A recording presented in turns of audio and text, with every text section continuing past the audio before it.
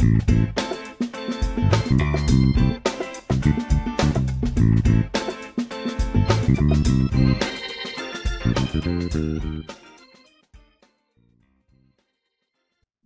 à toutes et à tous, bienvenue. Je suis ravie de vous accueillir pour cette webconférence nommée Endométriose, mieux la comprendre pour mieux vivre avec. Je suis Sophie Timon, responsable de projet en prévention et promotion de la santé à la Mutualité française des Pays de la Loire. La Mutualité française est une fédération mutuelle, c'est un acteur de la politique de santé publique, un acteur social et économique et un maillon clé de l'accès aux soins. La Mutualité française des Pays de la Loire souhaite contribuer à mettre de la lumière sur cette maladie mal connue du grand public. L'endométriose est une maladie de longue dans la mesure où son premier symptôme, c'est la douleur, et que la douleur, associée aux douleurs menstruelles, est encore très taboue dans notre société. Alors, qu'est-ce que l'endométriose? Quels en sont les symptômes? Comment est-elle diagnostiquée et comment est-elle soignée? Quelles solutions pour aider les malades à mieux vivre avec? Ce sont toutes les questions que nous allons poser à nos trois intervenants que je suis très heureuse d'accueillir ce soir et que je remercie chaleureusement d'avoir accepté mon invitation. Nous avons Marie-Agnès Kaderbi, bénévole de l'association Endomind et coordinatrice au niveau national auprès des filières de soins.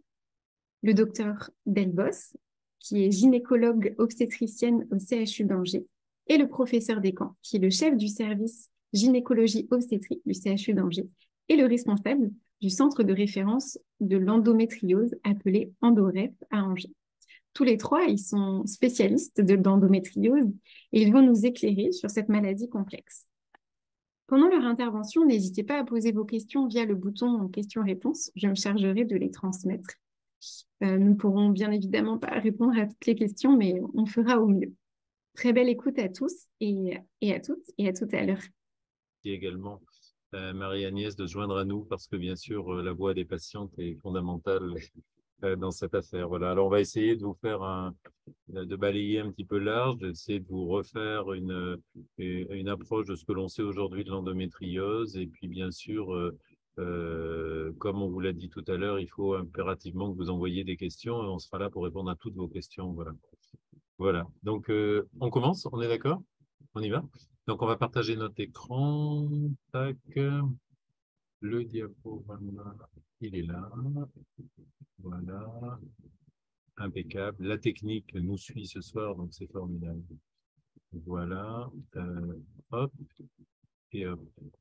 Voilà, donc on va faire ce topo à deux avec Léa. Bon, nous, on travaille ensemble tous les jours, on se connaît bien et c'est vraiment une problématique qui nous est très chère, qui est très, très importante avec beaucoup d'évolutions. Et puis, bien sûr, Marie-Agnès interviendra quand elle veut et on peut aussi s'arrêter. C'est très, très simple et la technologie maintenant permet de tout faire, donc il n'y a absolument aucun problème. Voilà, voilà le logo de notre centre EndoRep Angers. Et je vais donner la parole à Léa. Qui va commencer? Alors, donc, l'endométriose, comme beaucoup le savent, hein, c'est une femme sur 10 qui va être touchée donc, par l'endométriose donc, au cours de sa vie. Donc, c'est 10 à 15% de la population française, donc à peu près 1,3 million de femmes en France qui sont atteintes d'endométriose. Et ces patientes vont être surtout exposées donc, à l'endométriose entre l'adolescence et la ménopause. Donc, juste un petit rappel, parce que tout le monde n'est peut-être pas au fait sur le cycle menstruel. Donc, je ne sais pas si vous voyez ma souris. Ok, super. Donc, en gros, l'endomètre, c'est cette muqueuse qui recouvre l'intérieur de l'utérus. Ça, c'est l'utérus, les trompes et les ovaires. Et cette muqueuse s'épaissit et s'élimine au gré des hormones sécrétées par les ovaires. Cette muqueuse-là est normale, naturelle et dédiée à l'implantation d'un embryon. C'est donc ces hormones-là qui sont dessinées sur ces courbes au-dessus qui vont être sécrétées par les ovocytes et qui vont donc permettre, excusez-moi, on finit l'installation, de réguler cette épaisseur de muqueuse. Donc, l'endométriose, qu'est-ce que c'est? Ça va être en fait ce tissu d'endomètre qui est donc contenu normalement, ou du moins du tissu qui ressemble à de l'endomètre, si on veut être précis, qui est normalement contenu dans l'utérus, qui va se retrouver donc à des endroits totalement inopportuns. Et donc, ça peut être donc au niveau des ovaires, on appelle ça des endométriomes, des kystes d'endométriose, hein, c'est-à-dire des sortes de collections liquidiennes avec dedans du tissu qui sécrète un petit peu comme du vieux sang. On peut en avoir au niveau des trompes, on peut en avoir sur le péritoine, qui est une fine couche qui recouvre la cavité de l'abdomen. Et on peut aussi en avoir donc, de manière plus profonde, avec une lésion qui va infiltrer un petit peu plus le tissu et qui peut atteindre le rectum, donc le tube digestif, la vessie, ou encore d'autres lésions diaphragmatiques, c'est-à-dire au niveau donc, du haut de l'abdomen. Alors, d'où est-ce que ça vient? On a beaucoup de théories qui ont été mises en place. Celle qui rassemble un petit peu tout le monde, c'est la théorie des menstruations rétrogrades, c'est-à-dire que 90% des femmes ont tout un petit peu de sang qui va passer, donc au lieu de s'écouler par les voies naturelles, va passer dans les trompes et va en fait s'écouler dans l'abdomen. Et ça, c'est un phénomène qui peut être tout à fait physiologique et qui n'est pas grave du tout, mais on ne sait pas pourquoi, chez certaines patientes qui sont atteintes d'endométriose, ce tissu d'endomètre qui s'écoule va s'implanter, alors que chez d'autres, il ne s'implante pas. C'est donc la théorie des menstruations rétrogrades qui explique beaucoup la localisation des lésions d'endométriose, mais qui n'explique pas tout, puisque des fois, on peut retrouver de l'endométriose à d'autres endroits. C'est beaucoup plus rare, notamment dans le nez, dans les poumons, etc. On en a retrouvé un petit peu dans tous les organes, si on regarde la littérature. Mais donc, cette théorie n'explique pas tout, mais une partie. D'autres théories sont des théories plutôt hormonales ou des théories de différenciation du tissu embryonnaire, c'est la métaplasie célomique, c'est-à-dire un tissu embryonnaire qui se dédifférencierait en tissu d'endomètre. Bien sûr, il y a aussi tout un phénomène inflammatoire, notamment de dysfonction immunitaire, c'est-à-dire que peut-être il y aurait une dérégulation du système immunitaire pour éliminer justement ces lésions qui n'ont rien à faire là. Et là, le système immunitaire serait défaillant. Et là-dessus, il y a beaucoup de recherches. Pour l'instant, on a seulement des pistes et pas de réponses vraiment à vous apporter. Et enfin, peut-être que on a quelque chose de composite, c'est-à-dire plusieurs théories qui s'enchevêtrent les unes avec les autres et qui donnent l'explication de cette pathologie qui a vraiment beaucoup de variétés dans ses présentations et dans ce temps anatomique que dans sa présentation clinique.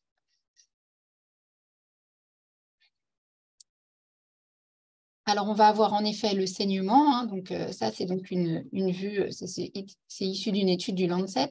C'est donc l'utérus, ça, c'est le tube digestif. Devant, on a la vessie. Et puis ça, c'est l'endomètre, d'accord? Et cet endomètre-là va donc se retrouver à d'autres endroits, former donc le kyste, comme je vous ai parlé tout à l'heure, l'endométriome, peut aller au niveau donc, du torus et des ligaments utérosacrés qui sont en arrière de l'utérus. Peut-être certains en ont déjà entendu parler. Et peuvent aller donc infiltrer complètement la muqueuse du tube digestif.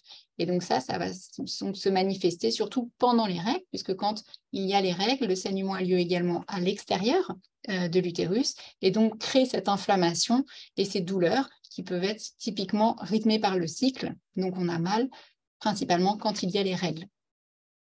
Mais il n'y a pas que ce phénomène qui rentre en cause, puisqu'il y a également une inflammation. On va avoir beaucoup de phénomènes inflammatoires avec des libérations de cytokines, de compléments, toutes ces molécules qui vont participer à une soupe inflammatoire, comme on appelle ça, et qui crée une vraie douleur globale et non pas très localisée des fois, mais une douleur à tout l'abdomen, avec des fois un ballonnement abdominal. Les patientes décrivent souvent ce type de symptômes. Et Marie-Agnès, n'hésitez pas à compléter mon propos si il est incomplet. Et globalement, va participer au phénomène. Et donc, d'où l'intérêt, dans ce type de situation, d'utiliser des anti-inflammatoires. On y reviendra plus tard dans les molécules qu'on peut utiliser. On va également avoir donc, des ovaires et des lésions qui vont être toutes collées. Et donc ça crée des adhérences et ça peut prendre le système nerveux aussi dedans, le système nerveux pelvien qui est un fin réseau qui est très fragile et qui peut donc, dans ces cas-là, être complètement pris dans les lésions et donc être irrité de manière constante. Et là, ce n'est plus que pendant les règles, mais ça peut également être en dehors des règles et ça devient quelque chose de très invalidant dans la vie courante puisqu'on a des douleurs chroniques qui vraiment se mettent en place. C'est la douleur chronique pelvienne chronique. Donc voilà pour résumer. Bien entendu, on va le revenir sur les traitements. On a les traitements hormonaux qui vont bien sûr avoir une action sur les saignements, puisque si, comme je vous l'ai expliqué, on fait varier le fonctionnement hormonal en prenant le pas sur ce que les ovaires sécrètent, eh bien, on va bloquer les règles et donc bloquer le saignement qui va sûrement soulager énormément les patientes. Et c'est l'essentiel du traitement de l'endométriose pour l'instant. Mais bien entendu, ça peut également diminuer l'inflammation, mais ça ne va pas forcément avoir une action sur les lésions nerveuses, les adhérences, la fibrose. Et c'est important d'avoir compris ça pour pouvoir comprendre après quel traitement on peut proposer aux patientes qui sont atteintes d'endométriose. Et c'est pour ça qu'on voulait vous refaire un point là-dessus. Un autre élément qui est très important à comprendre dans la douleur pelvienne chronique, puisque l'endométriose va être responsable souvent de ce type de situation, c'est le syndrome de sensibilisation pelvienne. C'est-à-dire que même en dehors d'une lésion nerveuse typique, en fait, à force d'avoir eu mal, le système nerveux devient irritable, d'accord? Non pas que les femmes deviennent des chochottes ou quoi que ce soit, loin de moi l'idée de dire ça, c'est que vraiment, c'est un peu comme le principe de la goutte d'eau qui tombe tout le temps de manière régulière au même endroit sur votre peau. La première goutte d'eau, elle fait pas mal, c'est sûr, c'est une goutte d'eau. Mais la 10 millième goutte d'eau qui tombe exactement au même endroit, c'est insupportable, c'est intolérable, et c'est parce que la fibre sensitive en dessous est hyper excitée, et donc envoie le stimulus douloureux. Et ça, en fait, ça s'appelle le syndrome de sensibilisation pelvienne. Et c'est un phénomène qui est très fréquent, qui est là avec ou sans endométriose des fois, et qui s'associe également à des situations de migraine, quand on a des céphalées chroniques, quand on a de la fibromyalgie, quand on a un syndrome de fatigue chronique, un état de stress post-traumatique. Souvent, on a des situations qui peuvent augmenter ce syndrome de sensibilisation pelvienne. Un des facteurs principaux, c'est la persistance de la douleur après l'activité sexuelle. Quand ça dure pendant plusieurs jours, voire plusieurs semaines, on n'est plus dans le phénomène typique de douleur liée à un traumatisme, on est plus dans la répercussion d'un système nerveux qui est dysfonctionnel, dans le sens où il y a une diffusion spatiale et temporelle de la douleur. Et donc, c'est important de repérer ce type de syndrome quand on prend en charge les patientes douloureuses chroniques, puisque ça ne va pas se traiter avec des hormones dans ce cadre-là. Et dernier phénomène également qui peuvent se mettre en place, on a des boucles réflexes autonomes, c'est-à-dire que quand on a mal, on a une contraction des muscles, on a du stress qui se met en place, on a, etc., tout un cercle vicieux qui va en fait augmenter la douleur, l'amplifier et faire qu'on peut aussi avoir un phénomène de catastrophisme, on appelle ça, donc le mot n'est pas pour moi très joli, mais il décrit quand même bien que parfois il y a une part également d'aggravation de la douleur par ce phénomène-là, c'est-à-dire la rumination. Quand les patientes n'arrêtent pas de penser à quel point ça leur fait mal, elles anticipent même leur douleur parfois, et donc elles vont avoir des comportements d'éviction pour arrêter d'avoir mal et avoir une altération de la qualité de vie qui est très importante. Et ça, c'est pareil, il faut le déconstruire petit à petit une fois qu'on a pu prendre en charge la douleur de manière globale. Alors, donc, on a parlé un petit peu de fréquence, et donc l'endométriose, elle peut être asymptomatique aussi. On peut le découvrir de manière fortuite, c'est-à-dire par hasard, soit au cours d'une appendicectomie, soit au cours d'une imagerie pour autre chose, et n'avoir aucune douleur. L'endométriose, donc, ça peut également donner des douleurs chroniques. Donc, vous voyez, c'est 12 à 32% de la population. Peut-être que ces chiffres sont même un petit peu vieux et c'est un petit peu au-dessus.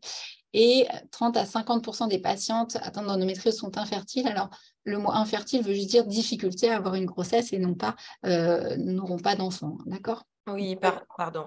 Juste Oui. par rapport à ça, pour juste reformuler, c'est plutôt, nous, en tout cas en tant que patiente, on appelle ça de l'hypofertilité plutôt que de l'infertilité. Parce que tout de suite, le mot infertile, ça peut vraiment créer des anxiétés par rapport à ce sujet qui est assez touchy, comme on dit. Et donc, on peut dire qu'on aura des difficultés potentielles à procréer, mais ce n'est pas de l'infertilité pure et dure comme on peut entendre, comme on peut le comprendre. Ça, ce n'est pas de la stérilité. Voilà. Et puis oui, un mot de complément, moi je suis tout à fait d'accord avec ce que vous avez dit toutes les deux, et je pense que ce qui est très important quand on a affaire à une jeune femme qui a 20 ans par exemple et qui emporte le diagnostic d'endométriose, qui est légitimement extrêmement inquiète de cela, parce que bien sûr sur Internet on voit ce type de pourcentage, il faut absolument les rassurer, et notamment quand il y a une endométriose péritonéale, en disant écoutez, il n'y a aucune raison de penser que vous serez infertile. Donc moi je sais que je passe mes journées à rassurer des jeunes femmes en disant ne vous inquiétez pas, c'est pas parce que c'est écrit sur Internet que vous serez infertile. Donc ça je crois que c'est vraiment un point très important. Mais merci Marie-Agnès de l'avoir souligné. Alors, est-ce qu'il existe des facteurs de risque concernant l'endométriose? Eh bien, le principal facteur de risque, c'est l'atteinte au premier degré. C'est celui qui ressort le plus dans la littérature, c'est-à-dire que avoir sa mère ou sa sœur atteinte d'endométriose augmente le risque par 5 d'avoir de l'endométriose. Pour autant, il n'est pas recommandé de faire de dépistage quand on est atteint d'endométriose et qu'on a une fille, par exemple. Il n'y a pas lieu de faire un dépistage ou de rechercher de manière particulière l'endométriose. On va attendre de voir comment les cycles se mettent en place et peut-être être un peu plus réactif que la normale, mais sans pour autant inquiéter les familles, puisqu'il n'y a pas d'hérédité stricte mise en évidence. Après, c'est plutôt dans les phénotypes des femmes de petit poids, hein, c'est des IMC faibles plutôt, avec des règles qui sont arrivées plus tôt, avec parfois des malformations utérines qui peut augmenter également le risque d'avoir de l'endométriose. C'est plutôt là-dessus que je resterai. Alors bien sûr, il y a plein d'autres facteurs de risque qui ont été identifiés, mais je pense qu'ils ne sont pas tous importants à noter, d'autant que plein de choses sont totalement ignorables. Une des associations qu'on retrouve de plus en plus dans la littérature et qu'on retrouve en pratique clinique, hein, c'est une association entre la maltraitance, que ce soit dans l'enfance ou plus tard dans la vie adulte, les agressions sexuelles, et l'apparition d'endométriose. Alors, on n'a pas de phénomène physiopathologique clairement expliqué, mais peut-être que le traumatisme ferait ressentir la douleur différemment et ferait diagnostiquer peut-être de manière plus ardue dans cette population-là les patientes. Ça, c'est une des théories, mais bien sûr, d'autres sont à venir puisqu'on n'explique pas tout à ce titre-là. Alors, c'est un vrai problème de santé publique. Donc, comme je vous le disais, 1,3 à 1,5 million de femmes sont atteintes. C'est un coût sociétal important, hein, 9,5 milliards d'euros par an. Et on n'a donc pas de prise en charge en ALD 100%, ALD 30, comme par exemple l'hypertension, le diabète. On peut prendre en charge les patientes en ALD 31, qui sont donc les maladies hors liste, sous réserve, en effet, d'une maladie, comme le texte le dit, évolutive ou invalidante, nécessitant un traitement prolongé de plus de 6 mois. Alors, vous allez me dire, bien sûr, l'endométriose rentre dedans. En fait, ça ne va pas changer grand-chose, sauf en cas d'intervention chirurgicale, d'hospitalisation répétée ou d'arrêt de travail répété. Là, en effet, l'ALD 31 a un intérêt, sinon, ça ne change rien au remboursement de la pilule, ça ne change rien au traitement que vous pouvez avoir ou aux soins complémentaires, puisqu'ils ne sont pas pris en charge par la Sécu. La plupart des spécialistes d'endométriose disent qu'il vaut mieux avoir une très bonne mutuelle plutôt qu'une ALD 31. Mais ça, bon, après, je pense que Marie-Agnès a l'air d'être d'accord aussi. Oui, non, c'est tout à fait ça par rapport à la prise en charge. Et puis, il faut juste reposer que la LD31, elle est aujourd'hui, on a du mal à... Elle n'est pas harmonisée sur tout le territoire, qu'on a beaucoup de disparités entre les différentes régions et les différents territoires. Donc, une femme qui va déposer un dossier à LD31 dans une région sera acceptée dans une région et pas dans l'autre. Donc, aujourd'hui, on a quand même un petit peu sur ces prises en charge de flou qui tendent à être réglées au fur et à mesure, mais aujourd'hui, on travaille ardument en tant qu'association de patientes pour que les règles soient les mêmes pour toutes et que les critères d'évaluation et d'acceptation des ALD soient uniformisés sur le territoire.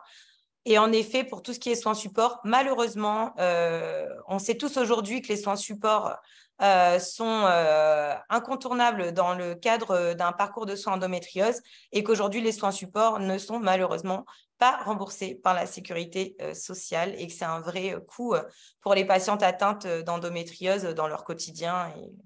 Et voilà, donc c'est ma petite précision par rapport aux ALD et aux charges liées à l'endométriose. Est-ce qu'on peut peut-être même préciser ce que c'est ALD 31? En fait, il y a des questions et peut-être que ce n'est pas clair pour tout le monde déjà ce que c'est. Ça veut dire affection longue durée. Et donc, ça veut dire que la sécurité sociale prend en charge à 100% tous les frais en lien avec cette pathologie-là. Donc, par exemple, la plupart des pathologies chroniques sont en ALD 30. C'est donc 30 maladies fichées, comme le diabète, l'hypertension, par exemple, avoir fait un AVC, met le patient en ALD 30. Et en fait, il y a toute une liste comme ça, mais l'endométriose ne fait pas partie de cette liste-là. Et on a donc une affection longue durée, mais hors liste, on appelle ça. Et donc, c'est que pour certaines pathologies et pour lequel le professionnel de soins qui établit la fiche de soins, le protocole de soins, doit justifier de la pathologie et de la répercussion de cette pathologie sur sa patiente. Est-ce que c'est plus clair? Oui, parfait, merci pour cette précision. Et donc, il y a eu beaucoup d'avancées récentes avec, vraiment, on peut les féliciter, c'est les associations de patientes qui ont fait bouger les rangs, qui ont énormément travaillé avec l'Endomarche, avec tous les événements et la médiatisation de cette pathologie qui est nécessaire finalement pour que les choses bougent. Et donc, on a eu la première campagne nationale d'information sur l'endométriose en 2017. Et ça a donné lieu donc, à la stratégie nationale de lutte contre l'endométriose en 2022, dont vous avez peut-être entendu parler, puisque le président s'est prononcé là-dessus, ainsi que le Premier ministre de l'époque. Donc, la stratégie, c'est 3 principaux axes. Développer la recherche, faciliter le diagnostic et améliorer la prise en charge, et sensibiliser le grand public. Et donc, des fonds ont été alloués. Et maintenant, on est très impatient de voir tout ça se mettre en place. Je pense des associations de patients comme nous, puisqu'on est un petit peu dans les startups. La petite aparté par rapport à la stratégie nationale, c'est une stratégie qui laisse espérer vraiment une amélioration notoire au niveau de l'endométriose en général, pas que dans le parcours de soins patientes, mais aussi au niveau de la recherche. Parce qu'aujourd'hui, on n'a pas vraiment beaucoup avancé sur les causes, les pourquoi, du comment de cette maladie. Elle reste quand même très floue pour tout le monde. Et tant qu'on ne connaît pas quelque chose, on ne peut pas vraiment le traiter. Donc le fait qu'il y ait quand même des fonds qui étaient levés pour la recherche, c'est une grande avancée dans le cadre de l'endométriose. Et après, derrière, oui, il y a le diagnostic et améliorer la prise en charge par le déploiement des filières de soins endométriose sur le territoire pour expliquer ce que c'est qu'une filière de soins. Parce que quand moi, on m'a donné ce dossier, je me disais, mais c'est quoi? Je ne comprends pas du tout. Ça ne me parlait pas. Pour essayer de vulgariser la filière de soins, c'est un système, une organisation au sein d'une région qui permet à une patiente atteinte d'une pathologie, en tout cas dans le cadre de l'endométriose, d'intégrer un espèce de circuit avec des graduations de prise en charge. Donc, ça permet d'aller voir un professionnel de première intention, que ce soit un médecin généraliste ou bien une sage-femme ou un gynécologue de ville, qui va pouvoir, comme il fait partie d'une organisation, prendre en charge, si c'est possible dans ses capacités, ou le faire remonter dans les différentes graduations de la filière. Et pour, on va dire, désengorger les hôpitaux experts, entre guillemets, de la pathologie aujourd'hui qui ont 3-6 mois d'attente sur les rendez-vous. Et ça permet un suivi de ville pour la majorité des endométrioses, parce que rassurons quand même les gens, la plupart des endométrioses peuvent être prises en charge et suivies en médecine de ville. Il y a quand même des cas un peu complexes qui doivent être traités par plusieurs médecins, plusieurs spécialistes. Et dans ce cas-là, grâce à la filière, il y a une coordination de soins. Donc, ça permet de soulager mentalement, je pense, les patientes et de se sentir un peu plus accompagnées et sécurisées dans notre maladie. Donc, je trouve que ça, sur le papier, ça a l'air génial et j'espère vraiment que dans les faits, ça le sera vraiment parce que c'est vraiment une bonne avancée pour nous. Merci. En effet, nous, par exemple, pour notre expérience personnelle, on est en Pays de Loire, là, on est en train tout à fait de s'organiser en filière avec Nantes, avec tous les hôpitaux périphériques, les cliniques, tout avec une articulation privée-publique pour que tout le monde puisse avoir une attitude organisée, homogène. Voilà. Alors donc, je me permets de continuer, mais ça ne fonctionne plus.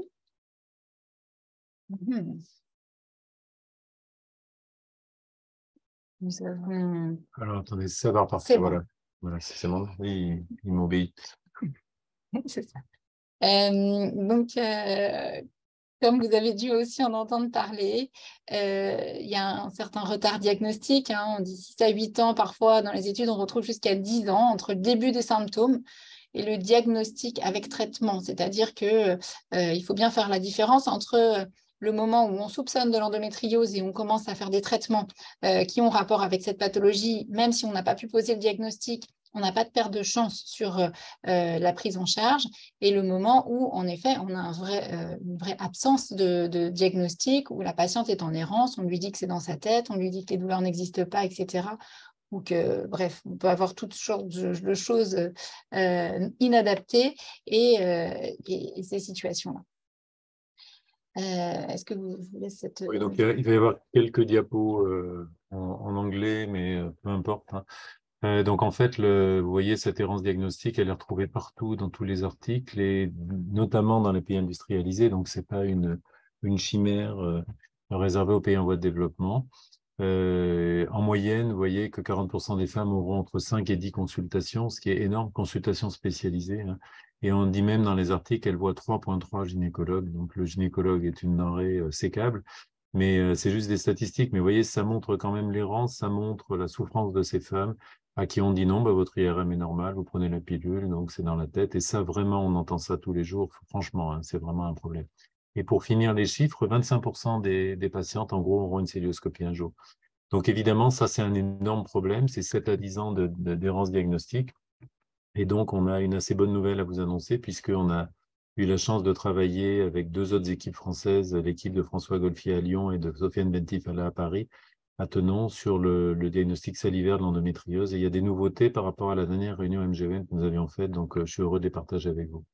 Alors, les problèmes de retard au diagnostic, c'est fondamental parce que, bien sûr, tout n'est pas endométriose, mais il y a aussi des pathologies associées, c'est-à-dire que les patientes qui souffrent d'endométriose ont plus de syndrome du côlon irritable, plus de fibromyalgie, plus de cystite interstitielle. Et c'est vrai que jusqu'à présent, on écrivait qu'il n'y avait pas de test de dépistage en population générale. Ça entraîne aussi des problèmes de formation des professionnels de soins. Donc, le problème, il est assez facile à comprendre. On a à peu près, Léa l'a dit tout à l'heure, 1,5 million de femmes qui souffrent d'endométriose dans notre pays. Et vous voyez, le petit rond bleu, là, c'est les docteurs, toutes catégories confondues, c'est-à-dire les médecins généralistes, les sages-femmes et les gynécologues. Donc, il y a bien sûr un problème majeur d'inadéquation entre la demande, le questionnement, et sachant que quand on met 1,5 million, on peut mettre 3 ou 4 millions parce qu'il y a des patientes qui se pensent atteintes d'endométriose et qui ne le sont pas, mais qui vont consulter pour une symptomatologie qui ressemble. Voilà, donc vous voyez 10 000 gynécologues, 100 000 généralistes versus 1,5 million, et donc il y a un problème. Alors, comment on fait le diagnostic? Vous savez que le diagnostic, le standard, c'est la célioscopie, mais finalement, oui et non, parce que même en faisant une célioscopie, on peut manquer une endométriose, même en faisant des biopsies. Et par ailleurs, on ne peut pas faire 1,6 million de célioscopies, c'est juste pas possible. C'est-à-dire qu'il n'y a pas la ressource médicale, la ressource de matériel, la ressource dans les hôpitaux et les cliniques. Et puis aussi, faire une célioscopie, c'est pas rien, parce que c'est une anesthésie générale, que c'est une chirurgie. Et sans faire peur aux patientes qui ont eu ou qui vont avoir une célioscopie, il n'y a aucune chirurgie qui n'a 0% de risque. Donc, on estime qu'en France, si on faisait 1,6 million de célioscopies, ben, on générerait 65 à 140 décès. C'est des stats, évidemment. Voilà. Donc, en pratique, qu'est-ce qu'on fait? On utilise la clinique. Et la clinique, bien, c'est l'interrogatoire, l'examen clinique et les examens paracliniques. Je vais redonner la parole à Léa et puis je renchaînerai sur le test. Alors, quand est-ce qu'on y pense? Donc, à l'examen, à l'interrogatoire, excusez-moi. Donc, on parle des 4D. Donc, c'est les douleurs pendant les règles. On appelle donc des douleurs très intenses. C'est présent dans 60 à 80% des cas. Et c'est des douleurs qui vont être inhabituelles et ne pas y résister, notamment typiquement aux antalgiques. Et leur caractéristique aussi principale, c'est que ça augmente dans le temps, c'est-à-dire qu'elles deviennent de plus en plus fortes au fur et à mesure que les années passent. La dyspareunie, c'est la douleur au rapport sexuel. C'est un des principaux symptômes retrouvés également. Typiquement, la douleur au rapport sexuel, elle est profonde, c'est-à-dire au fond du vagin et non pas dès l'intromission, c'est-à-dire dès le début de la pénétration. Il peut y avoir également des douleurs à la défécation ou des symptômes urinaires de tout type. Typiquement, la symptomatologie qui est d'ordre cataménial, ça veut dire pendant les règles, est très évocateur d'endométriose.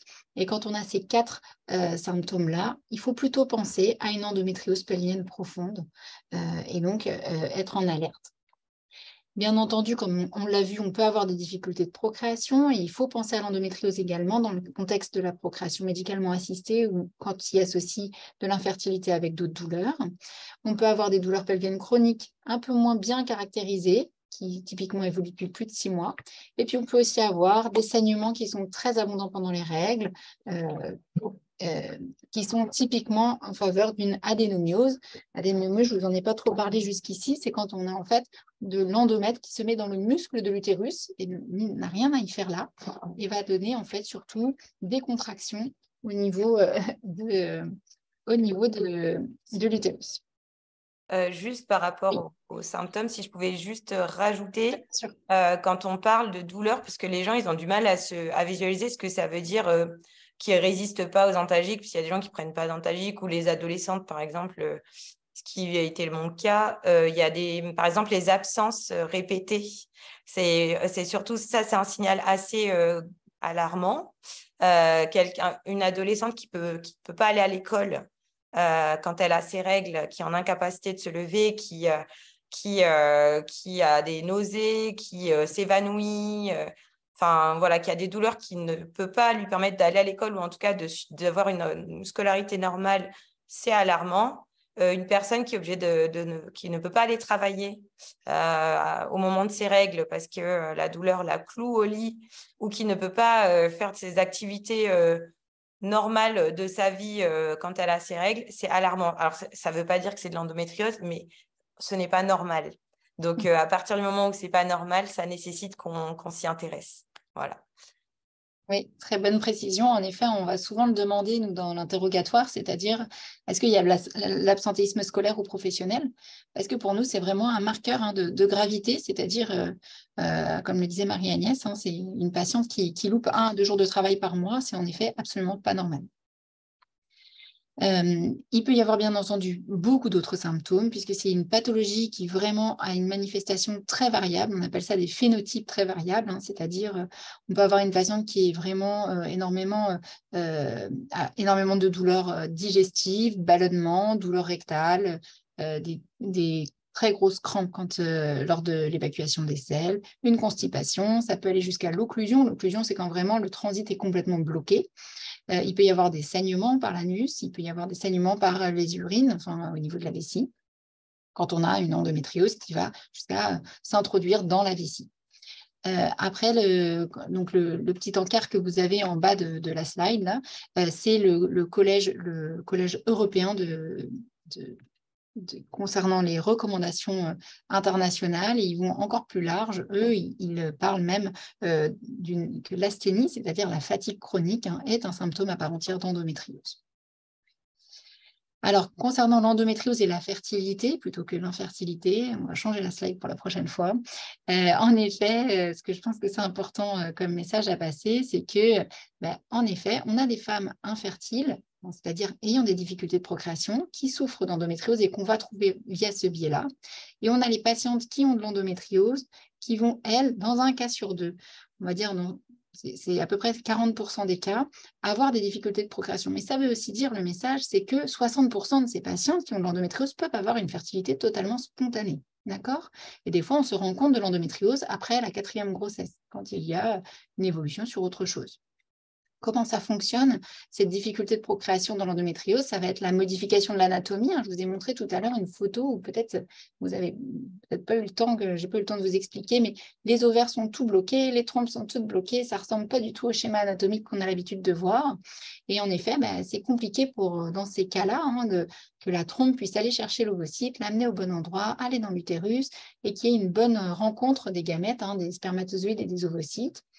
On a en plus une diminution au niveau de implantation à la cavité et des fois aussi une altération de la qualité au niveau de l'ovulation, non pas forcément sur les ovocytes, hein, mais sur la communication entre l'ovaire et l'ovocyte, hein, qui doit être excrété.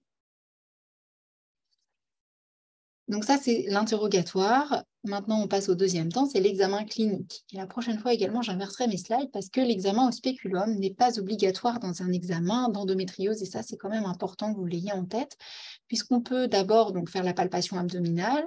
Et j'ai tendance à faire le toucher vaginal avec accord de la patiente, bien entendu, avant l'examen au spéculum, puisque si je n'ai rien au toucher vaginal, l'examen au spéculum ne m'apportera pas grand-chose si je n'ai pas d'autres prélèvements à faire. D'accord ? Ce qu'on peut voir à l'examen au spéculum, ça va être ces nodules du fond du vagin. Donc ça, c'est le col de l'utérus, hein, qu'on voit. Ça, c'est un col qui est normal. Et puis là, on voit quelque chose dans le cul-de-sac vaginal postérieur en arrière qui n'est pas normal. Et ça, c'est de l'endométriose, hein, qui bombe et qui est donc, on explique très bien là dans ces cas-là qu'au cours d'un rapport, quand il y a une pénétration, eh bien, il va y avoir de très fortes douleurs quand le partenaire va aller stimuler cette zone-là, puisque bien entendu, ça va déclencher une irritabilité des nerfs.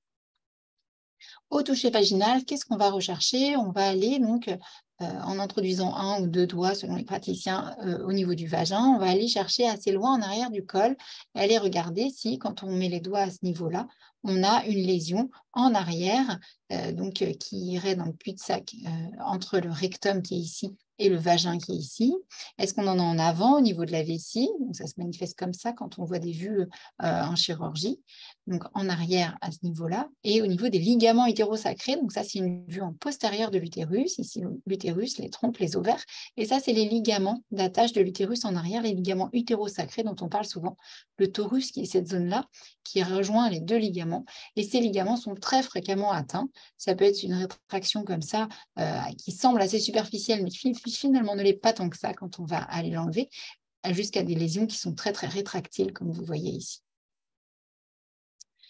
Cet examen clinique est très important pour savoir dans quelle situation on est et donc fait partie de la prise en charge initiale pour orienter le diagnostic.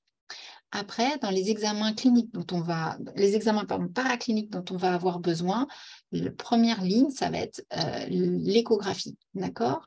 L'échographie pelvienne, donc on va le revoir, se fait principalement par voie endovaginale, c'est-à-dire une sonde qui s'introduit dans le vagin, avec la plus grande délicatesse, bien entendu chez les patientes non vierges. Sinon, on s'en tient à l'examen par voie abdominale. Pourquoi par voie endovaginale? Parce qu'on est au contact de l'utérus et on va bien mieux visualiser les lésions et les kystes au niveau des ovaires. Je crois que si je peux me permettre, il faut vraiment insister là-dessus. Quand on a une adolescente qui a 16 ans, qui a une suspicion d'endométriose, il est évident qu'on ne va pas faire d'examen clinique et qu'on ne va pas lui faire une écho endovaginale. Donc, on fera d'ailleurs très, très souvent une IRM pour avoir une meilleure performance diagnostique que l'échographie abdominale. Donc vraiment, là, je crois qu'il faut vraiment avoir zéro stress sur ces examens parce que l'écho endovaginal, quand on a eu des rapports, ce n'est pas douloureux. Et si c'est douloureux, si la patiente, par exemple, dit « moi, je ne veux pas, j'ai un mauvais vécu », ou que la maman d'une jeune fille dise « mais on n'aura pas d'écho endovaginal », évidemment qu'elle ne sera pas pratiquée. Je crois que c'est vraiment très important de le souligner. Tout à fait. Marie-Agnès, vous êtes d'accord? Oui, je suis totalement d'accord, d'autant que ce n'est pas toujours possible de faire une échographie endovaginale chez une femme atteinte d'endométriose, parce qu'il ne faut pas oublier que pour celles qui ont des douleurs pendant les rapports, il suffit que il y a des sondes, les sondes font mal. Moi, personnellement, c'est impossible. Donc, en général, quand on est face à des gens qui sont assez au courant de la maladie, des médecins, pas des gens, des médecins, en général, l'IRM est en seconde intention après l'échographie, mais ce qu'il ne faut pas oublier dans le cadre des examens médicaux, et j'aimerais beaucoup surenchérir sur ce qu'on vient de dire, c'est qu'on ne se rend pas compte à quel point les examens gynécologiques peuvent être traumatisants dans la construction d'une jeune femme et dans la construction d'une jeune femme et de sa sexualité et de tout ce qui entoure cette zone si sacrée qui est le pelvis. Et c'est vrai que quand on est ado, qu'on a 16 ans, ou même quand on a déjà eu des rapports à 16 ans, ça reste quand même une zone assez sensible et tabou, entre guillemets. Et on touche à l'intimité. Ce que je dis à chaque fois aux gens, c'est que vous rentrez à l'intérieur des gens. C'est l'intérieur des gens. Donc, ça laisse des traces.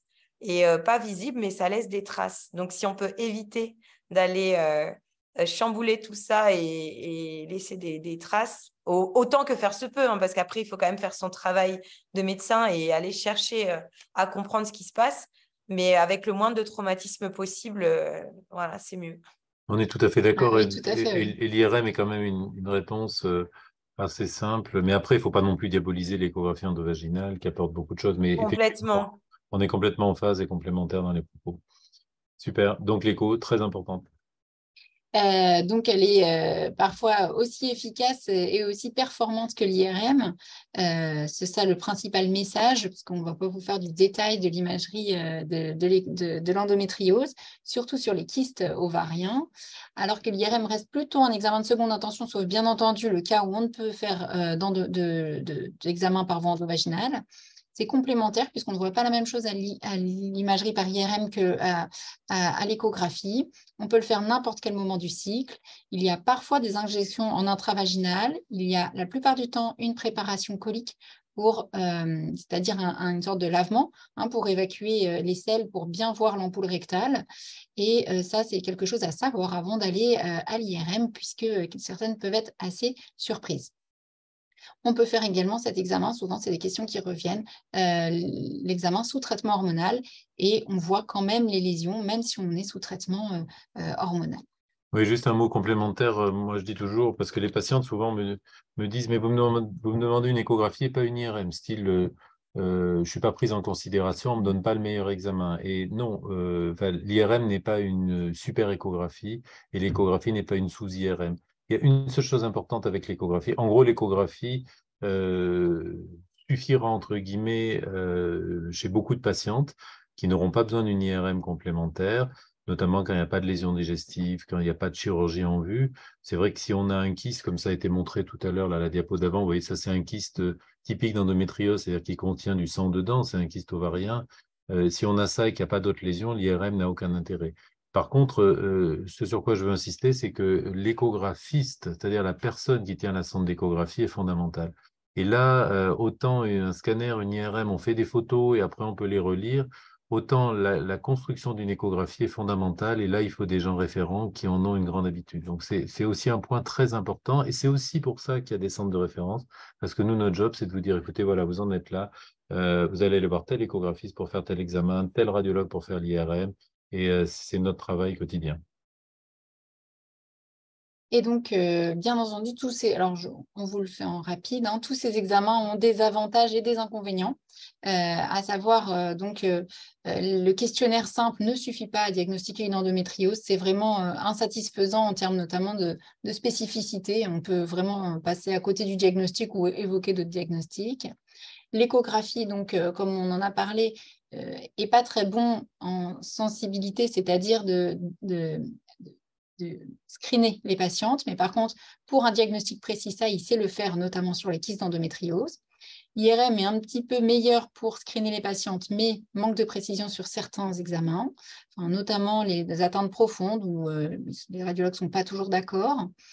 Les tests sanguins, ça c'est clairement établi que les marqueurs tumoraux comme le CA125 n'est pas d'une bonne efficacité pour dépister ni diagnostiquer l'endométriose. Et la chirurgie, qui reste notre gold standard, vous voyez qu'elle est très bonne pour screener les patientes, mais par contre, c'est des opérateurs dépendants, c'est iatrogène, puisqu'on peut avoir des complications. Donc, ça reste un examen très invasif qui est notre gold standard, mais qu'on évite de faire de manière systématique pour les raisons qu'on avait expliquées avant. Et encore une fois, on peut avoir une célioscopie normale avec des biopsies négatives et avoir une endométriose, c'est-à-dire que même avec une célioscopie, on peut manquer le diagnostic. Alors, c'est là que sont arrivés les nouveaux tests et on a eu, comme je disais tout à l'heure, la chance de participer avec 2 autres équipes françaises et une start-up française, puisqu'on parle de soutien de l'État, de plans d'endométriose. Pour le moment, il n'y a pas eu de soutien sur ce projet, mais il n'est pas interdit d'espérer. Et donc, juste en 2 mots pour vous faire comprendre, a été mis au point un test salivaire de l'endométriose. Alors, ça paraît complètement ahurissant de dire, mais quel est le lien entre la salive et une pathologie qui concerne le pelvis, c'est l'intérieur du ventre. Eh bien, c'est simplement parce qu'ont été développés des des techniques de ce qu'on appelle de NGS, c'est New Generation Sequencing, c'est du séquençage à haut débit et puis de l'intelligence artificielle. Donc, en gros, je vous rappelle que le vaccin contre la Covid a été établi en 42 jours, que ça a sauvé des millions de gens. Et comment ça a été établi en 42 jours? Grâce au NGS et grâce à l'intelligence artificielle. Et donc, on s'est intéressé pour l'endométriose à ce qu'on appelle les micro-ARN. Alors, qu'est-ce que c'est que cette bête? Le micro-ARN, je ne suis pas biologiste, hein, je ne suis pas du tout un expert de ça, mais pour comprendre, c'est une substance qu'on a tous dans notre organisme et qui va permettre la translation de l'ARN messager à la protéine. Je vous rappelle que le vaccin contre la Covid, c'était de l'ARN messager, hein, il y a plusieurs familles. Donc, c'est très important parce qu'on a démontré que chez les patientes qui sont porteuses d'endométriose, eh bien, ces micro-ARN sont différents. Il y en a certains qui sont différents en tout cas.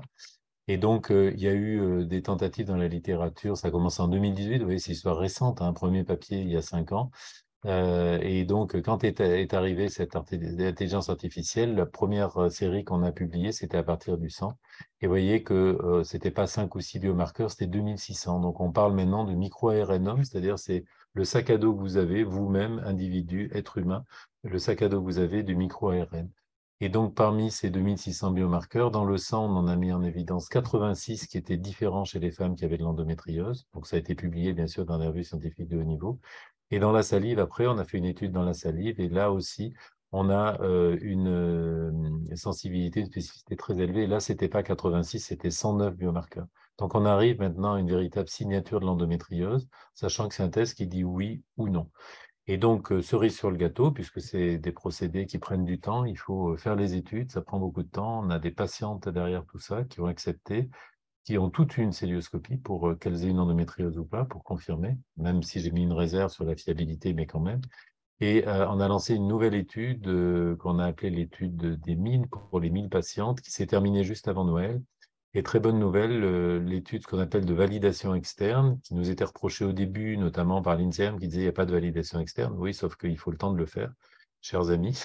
Et donc, cette étude de validation intermédiaire, elle a concerné les 200 premières patientes de cette étude 1000, qui comporte plus de 1000 patientes. Et bonne nouvelle, elle vient d'être publiée, vous voyez, c'est très frais, hein, c'était le 9 juin, dans le New England Journal of Medicine Evidence, qui est la revue absolument phare en médecine, qui est extrêmement exigeante. Et pour vous donner un ordre d'idée, l'article était prêt en octobre et l'acceptation définitive a été validée en avril. Donc, il y a eu 6 mois d'aller-retour avec des gens extrêmement exigeants, extrêmement pointilleux sur les statistiques, sur toutes les données. Et c'est vrai, quand on arrive à avoir une validation externe pour une étude aussi importante pour la santé des femmes dans le New England Journal of Medicine, eh bien, c'était un vrai succès, donc on était obligé de le partager avec vous. Alors voilà, ça c'est le flowchart de l'étude, on va passer. L'important, c'est que pour la première fois, et vous avez vu le tableau qu'a présenté Léa tout à l'heure, eh bien, on a un test qui a une sensibilité de 96%, une spécificité de 95%. Donc on combine la sensibilité et la spécificité. Alors, pour faire court, les deux sont supérieurs à 95%, donc c'est tout à fait encourageant pour la suite et on est extrêmement heureux de ces résultats et de cette publication qui, encore une fois, est tout à fait récente. Voilà, donc vous voyez, si on rajoute au tableau tout à l'heure le test salivaire, eh bien, on est au-dessus des schémas classiques de diagnostic.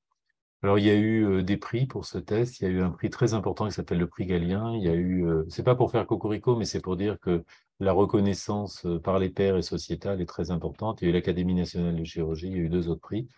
Et je voudrais juste redonner, avant de redonner la parole à Léa sur le traitement, dire qu'on vit une véritable révolution avec les micro-ARN et que dans tous les champs de la médecine, eh bien, on a des papiers qui sortent sur les micro-ARN. Vous voyez, des choses aussi différentes que le cancer gastrique, que l'hypertension artérielle pulmonaire, que la sclérose multiple en pédiatrie.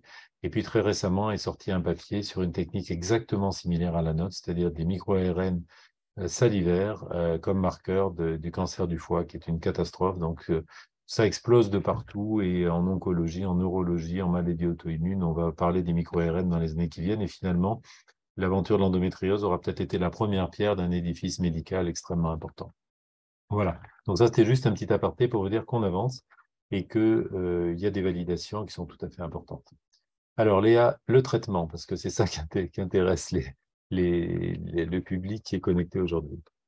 Alors, tout d'abord, juste une information importante pour les patientes, par exemple, qui se sont vues diagnostiquer de l'endométriose, mais qui étaient totalement asymptomatiques.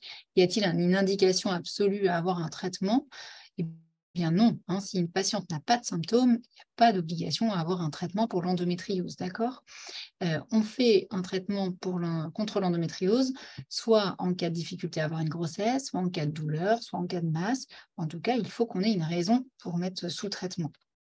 Est-ce que si on n'a pas de traitement, il y a forcément un risque de progression? Eh bien, même s'il s'appelait, nous, médecins, de se dire oui, on éviterait des progressions, ben non, dans la littérature, on n'a aucun argument pour vous dire c'est sûr, on évite une progression.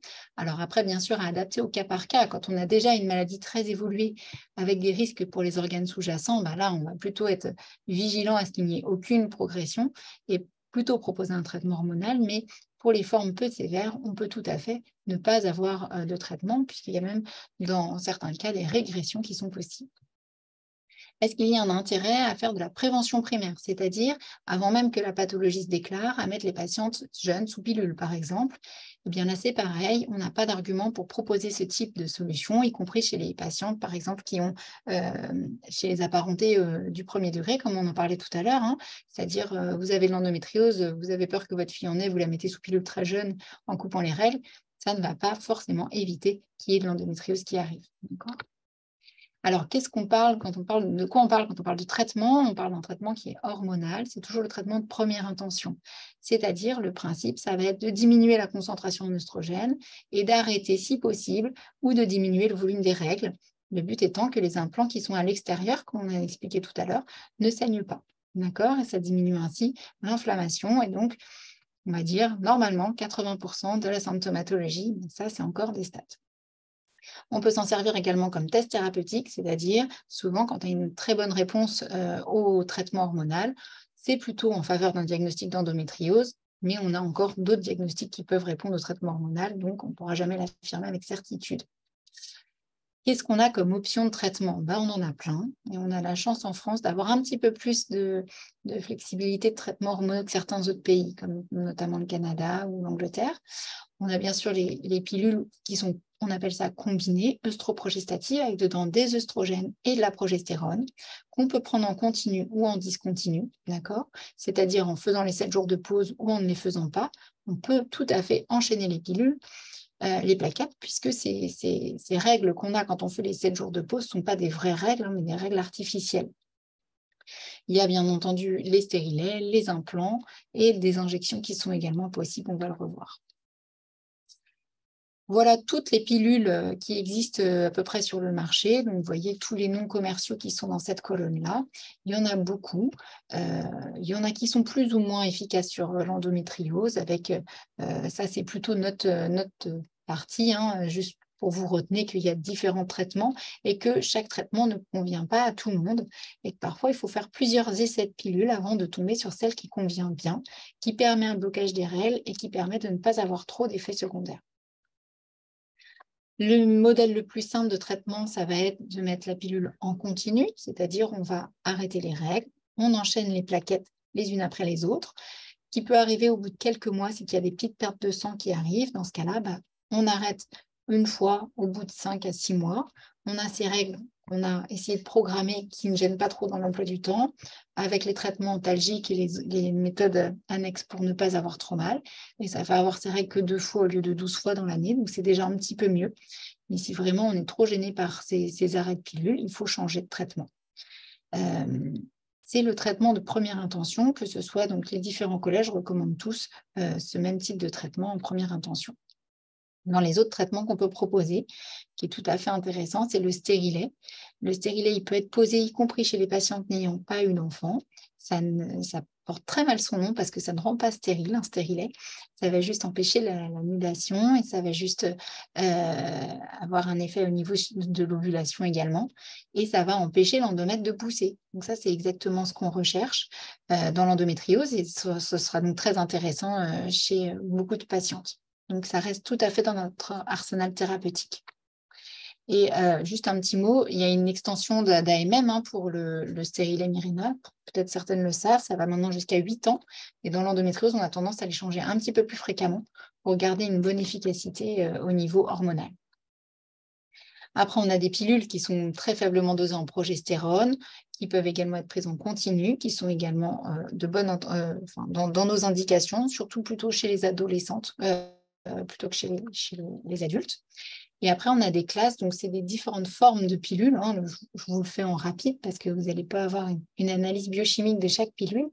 Les macroprogestatifs sont une autre classe. Peut-être certains ont entendu parler du luténil, du Vutéran, qui étaient des molécules qu'on utilisait beaucoup dans l'endométriose et qui maintenant ont été retirées du marché. On ne peut plus les trouver. Je crois que c'est depuis février la commercialisation a été arrêtée. Puisque ces traitements, donc même si elles augmentaient que très faiblement le risque de méningiome, le méningiome, c'est une tumeur qui peut se créer au niveau du cerveau, était un risque à part entière et donc ont été retirés du marché, on ne peut plus les trouver. Une molécule qui est particulièrement intéressante dans l'endométriose, c'est le Dienogest, qui est une sorte de pilule entre le macroprogestatif et le microprogestatif. C'est une sorte de macroprogestatif hybride, on appelle ça, qui est pour l'instant indiqué en deuxième intention, mais qui va peut-être devenir une première intention, puisqu'il est très efficace. Il va mettre en aménorrhée, c'est-à-dire bloquer les règles de manière très efficace, avec souvent une très bonne tolérance, voire une efficacité au moins égale aux pilules stroprogestatives dont je vous parlais au début, voire supérieure. Pour l'instant, il reste de la deuxième intention. C'est plutôt nous qui les prescrivons, gynécologues, et non pas les médecins traitants.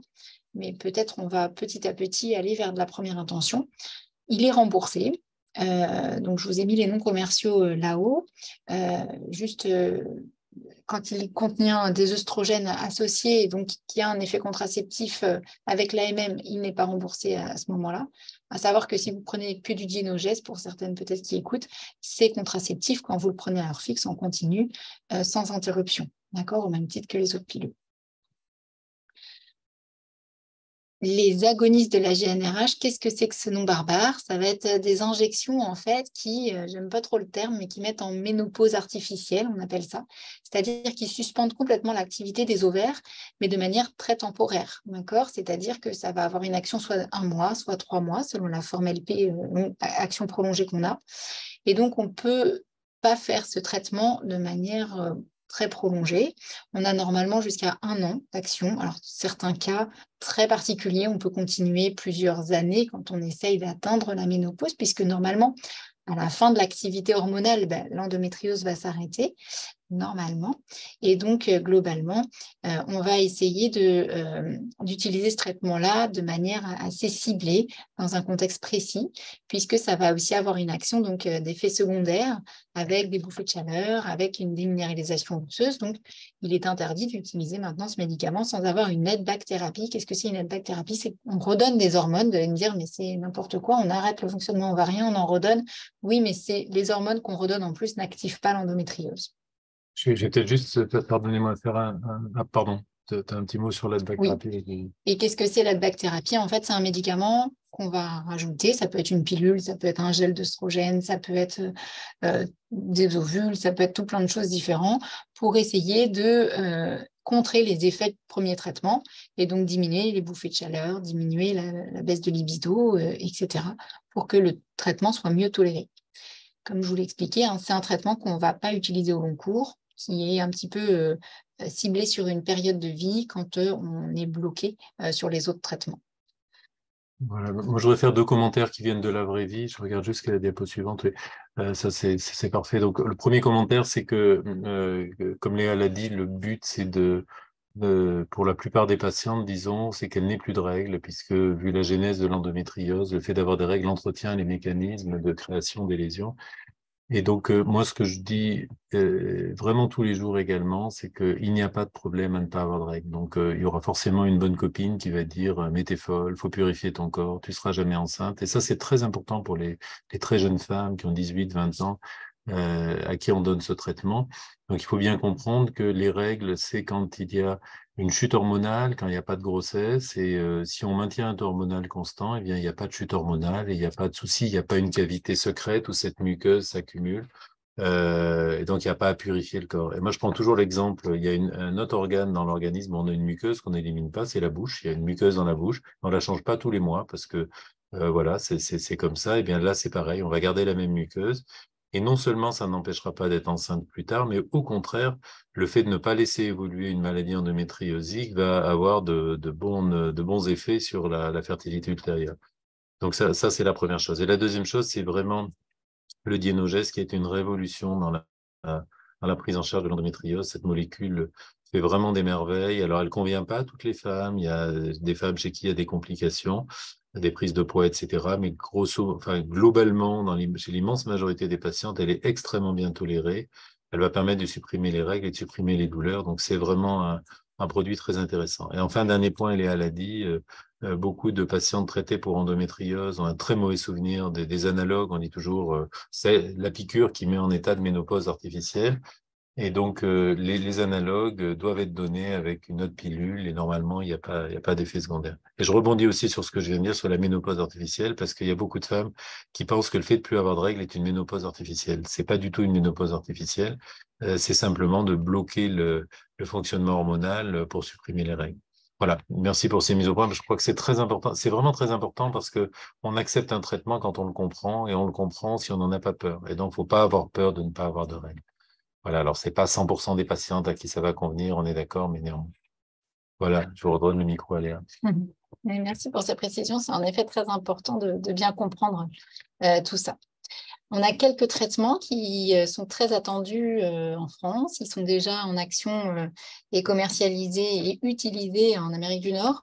C'est les antagonistes de la GnRH, donc encore une autre molécule qui va aller modifier la perception de l'ovaire et donc le mettre au repos, mais sans avoir tous ces effets secondaires, et notamment sous forme de pilule. Donc on peut arrêter si cela ne convient pas, à la différence des injections, qu'une fois qu'elle est faite, elle est faite, et il faut attendre le temps que le produit soit éliminé. Et donc c'est vraiment des médicaments qu'on a hâte d'utiliser. Les laboratoires ont abouti le médicament en France. Ils attendent les autorisations de mise sur le marché, notamment les remboursements. Donc, on l'espère peut-être l'année prochaine. Les autres médicaments, notamment peut-être vous avez entendu parler des anti-aromatases, des modulateurs des récepteurs aux estradiol, etc., ne sont pas du tout utilisés et n'ont pas prouvé leur efficacité dans la prise en charge des endométrioses. Alors, qu'est-ce qu'on peut proposer aux patientes en dehors des hormones? Parce qu'on a vu en introduction que les douleurs sont essentiellement prises en charge par le traitement hormonal, bien entendu, mais que ça ne va pas régler tous les problèmes, puisqu'il y a d'autres phénomènes douloureux qui sont en place.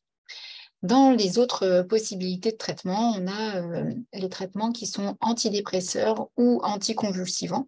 On va le revenir. Pourquoi? Parce qu'ils vont aller à des toutes petites doses par rapport aux doses qu'on utilise dans le traitement de la dépression. C'est même pas 1/5 de la dose, de la première dose antidépresseur.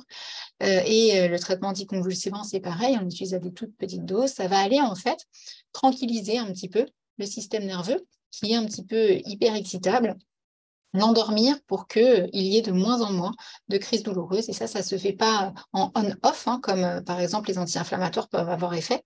Ça va se faire au fur et à mesure. Et il faut une imprégnation du système nerveux avec ces traitements-là. Et donc, c'est très progressif, l'action. Et ce n'est pas avant 15 jours à 1 mois qu'on observe les premiers effets. Et en fait, les patientes souvent elles disent « Ah oui, en fait, j'y croyais pas, je pensais que ça ne marchait pas, je l'ai arrêté. Puis en fait, je me suis rendu compte que si, ça marchait. » En fait, c'est des fois, a posteriori, qu'elles se rendent compte que le traitement, les crises se sont espacées, elles sont moins fréquentes, elles sont moins intenses. Et petit à petit, c'est de mieux en mieux. Et ce n'est pas du tout des traitements qu'on met à vie. D'accord? C'est important également. Qu'est-ce qu'on peut utiliser en cas de crise? On va plutôt utiliser des médicaments toujours non opioïdes. Les opioïdes, c'est la morphine. Il faut toujours l'éviter dans l'endométriose, puisqu'en fait, il y a des phénomènes de boucle de douleur qui vont en fait peut-être tranquilliser la crise actuelle, mais ça va potentialiser la crise d'après. Donc, c'est-à-dire qu'on évite toujours les titrations morphiniques dans l'endométriose, puisque la crise d'après n'en sera que plus forte, d'accord? Puisque il va y avoir une mémoire de cette morphine qui fera réclamer un système de récompense de la morphine pour la crise douloureuse suivante. Donc, c'est plutôt du paracétamol, de l'acupan, des anti-inflammatoires à utiliser donc, avec prescription, puisqu'il ne faut pas abuser des anti-inflammatoires, puisqu'on peut vraiment abîmer un rein en faisant ça, et abîmer son estomac également. Le tramadol, ce sont des opioïdes faibles, ça peut être utilisé plutôt que la morphine. Qu'est-ce qu'on peut utiliser de non médicamenteux? Parce que c'est très important également, il y a toute la palette de médicaments, mais pas que, et notamment le TENS. Le TENS, qu'est-ce que c'est? C'est un espèce c'est des patchs qu'on pose soit dans l'abdomen, soit au niveau lombaire. Il y en a même qu'on peut poser en prétibial, hein, sur le mollet, en avant du mollet, et qui vont envoyer des petits influx. C'est un petit peu le phénomène du gate control, c'est-à-dire que quand on se tape le pied dans une porte, eh bien, on a pour réflexe d'aller frotter son pied. Pourquoi? Parce que les fibres sensitives, elles sont plus rapides que les fibres de la douleur. Donc, elles vont aller arrêter le système nerveux avant qu'il monte au cerveau. Et donc, en fait, le TENS, c'est ce fonctionnement-là, c'est-à-dire que ça envoie des petits influx pour en fait essayer d'endormir le message douloureux qui monte au cerveau. Ça a été utilisé tout d'abord dans les douleurs de règles simples. Et là, on est vraiment... Je ne sais pas si la vidéo marche. Elle ne marche pas. En tout cas, c'était le coup de pied dans la porte que je voulais vous montrer, mais ce n'est pas grave. Non, je ne sais pas. En tout cas, ce phénomène-là, c'est en train d'être clairement évalué dans l'endométriose avec notamment des PHRC, donc des études nationales qui voient le jour actuellement pour évaluer vraiment son efficacité, en tout cas en pratique clinique, mais on l'utilise largement. C'est prescrit par des médecins de la douleur avec une évaluation à 1 mois, 3 mois et 6 mois. Et les patients peuvent accéder aux dispositifs, on parle de TENS médicaux qui sont prescrits, pour moins cher au bout d'un remboursement de 6 mois. Il existe également des TENS commerciaux. Alors là, je vous en ai mis un, je n'ai pas de part avec Livia, qui sont quand même onéreux. Vous pouvez voir le prix. Je crois que les prix ont monté d'ailleurs depuis que j'avais fait ce topo. Et en fait, ils ont un peu moins de modules, mais ils peuvent tout à fait être utiles dans la prise en charge de la douleur. Vous avez le Blue TENS, vous en avez plein d'autres. Je vais enlever la marque la prochaine fois. Ça, c'est chez Boulanger. Hein. C'est ça. Norprix Boulanger. Mais ils peuvent tout à fait être efficaces et il y en a qui sont chauffants, il y en a qui ont tout plein de trucs en plus. Dans certains cas, on peut utiliser également, en cas notamment de douleur au niveau des sites opératoires, etc., des patchs de piment, qui sont des applications qui viennent chauffer et détruire la petite fibre nerveuse superficielle, qui peut être efficace. Et après, on va avoir les soins de support, qui sont l'acupuncture, l'hypnose, la sophrologie, le yoga, la kiné, bien entendu, notamment dans tous ces phénomènes comme de tension musculaire, comme on a expliqué au début, qui vont être très utiles pour défaire toutes ces douleurs-là. Et bien sûr, la pratique sportive adaptée, la Marie-Agnès en parlera sûrement mieux que moi, et la prise en charge diététique qui peuvent, par des régimes des fois anti-inflammatoires, par des adaptations, des fois recherchées par une enquête alimentaire, ce qui convient moins, des fois améliorer vraiment de manière drastique la qualité de vie. Je laisse peut-être Marie-Agnès reprendre la parole sur ce point-là. Mon micro, voilà, c'est parti.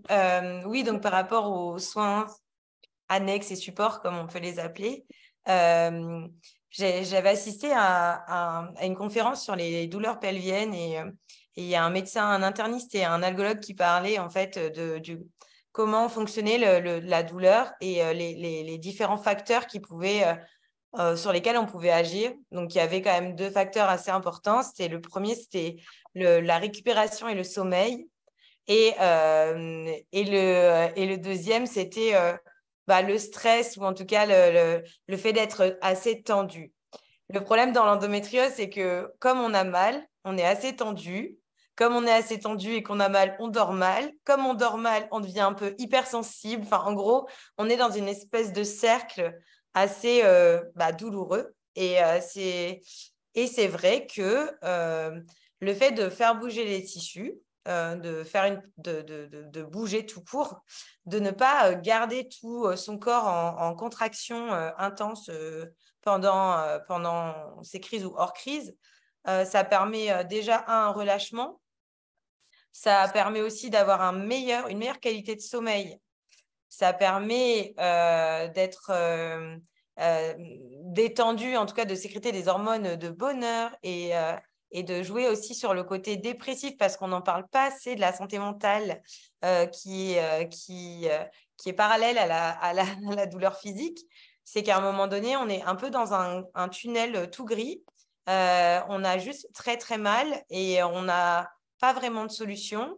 on essaye parce que on ne sait pas trop comment ça fonctionne et qu'il faut rappeler que chaque endométriose est différente.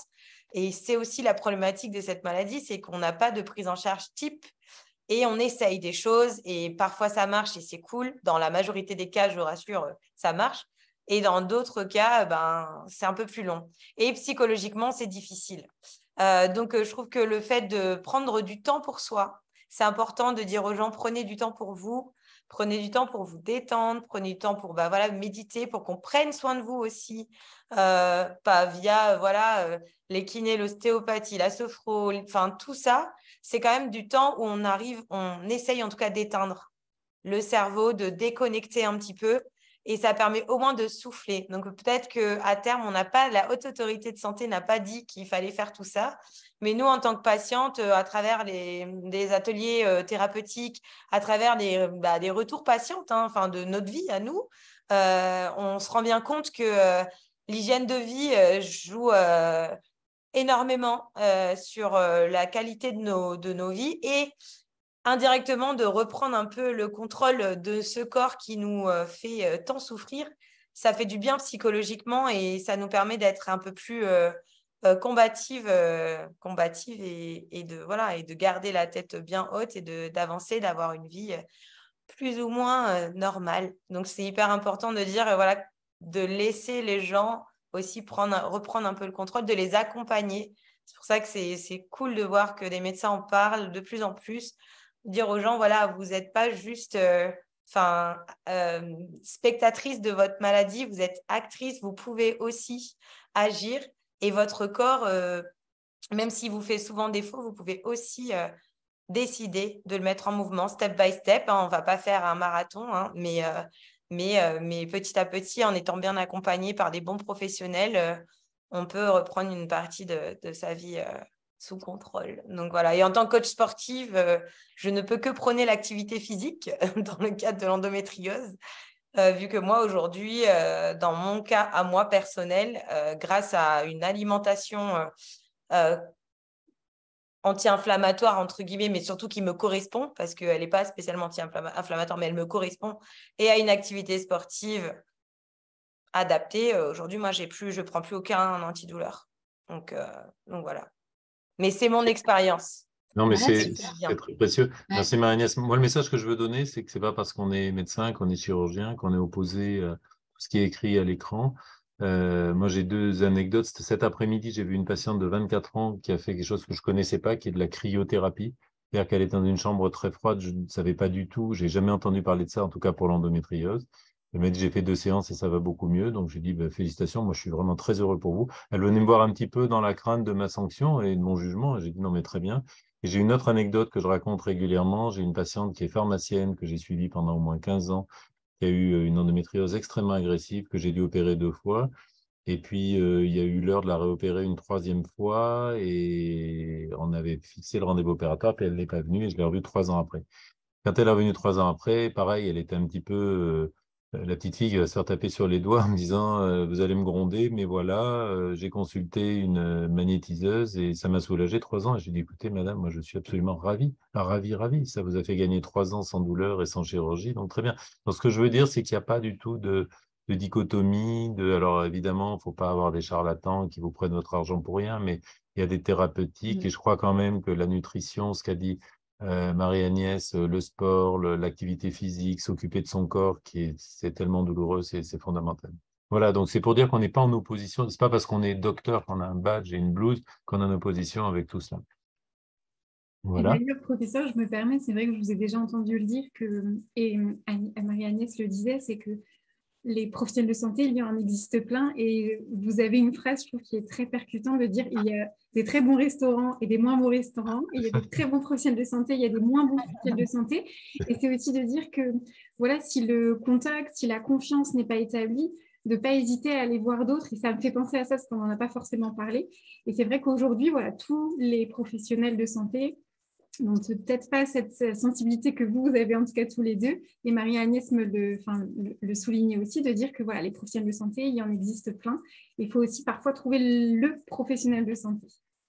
Merci, c'est vrai que j'assume cette phrase. Et j'adore la dire aussi. Un peu agricole, mais je l'assume totalement. un petit point sur la prise en charge psychologique, puisque ça fait partie des recommandations internationales, hein, l'accompagnement dans la pathologie, puisque c'est quelque chose de lourd. Prise en charge des traumatismes anciens, on a vu que des fois, il y avait des contextes d'agression sexuelle et ça, c'est important de pouvoir en reparler dans ce cadre-là. Et ont lieu souvent dans la plupart des centres de prise en charge d'endométriose des parcours d'éducation thérapeutique, c'est-à-dire c'est des ateliers qui font connaître la pathologie pour pouvoir mieux la gérer au quotidien, pour pouvoir avoir les armes thérapeutiques, un petit peu comme ce que nous on fait, mais de manière nettement plus pédagogique, avec des participations de la patiente elle-même, de l'entourage, pour vraiment améliorer sa qualité de vie au quotidien. Et là-dessus, il y a des programmes, Endomind nous a énormément aidé pour mettre en place notre parcours d'éducation thérapeutique qui voit le jour là maintenant. Et donc, on les remercie beaucoup pour tout ce travail. Je tiens à dire que c'est Léa dans le service qui est la responsable de l'EDT, donc je la remercie officiellement pour le gros travail qu'elle a fait, mais c'est vrai qu'Endomind a beaucoup aidé. Merci encore. Et donc, bien entendu, il y a toute autre thérapeutique possible. Tout n'a pas été, on n'a pas de preuves scientifiques, mais libre à chacun d'aller voir vers quel professionnel il veut aller. Et quand ça ne marche pas, donc quand même, comme nous sommes chirurgiens, nous ne pouvions pas nous passer de ça, c'est que il faut peut-être des fois aller opérer. Ça peut être indispensable quand on a, par exemple, un organe qui est atteint, quand on a un problème très important au niveau de la fertilité qui va aller bloquer la possibilité de grossesse. Mais ce sont que des décisions au cas par cas. Il n'y a pas de règles strictes, standardisées pour toutes les patientes qui ont de l'endométriose, puisque c'est à chaque endométriose, il va y avoir une indication ou non de chirurgie. Et des fois, il n'est pas du tout bon d'aller opérer certaines endométrioses, ou ceci va engager d'autres interventions supplémentaires par la suite. Et parfois, c'est en effet très important des fois d'aller opérer pour améliorer la situation. Donc, c'est vraiment au cas par cas, parler de manière multidisciplinaire la plupart du temps.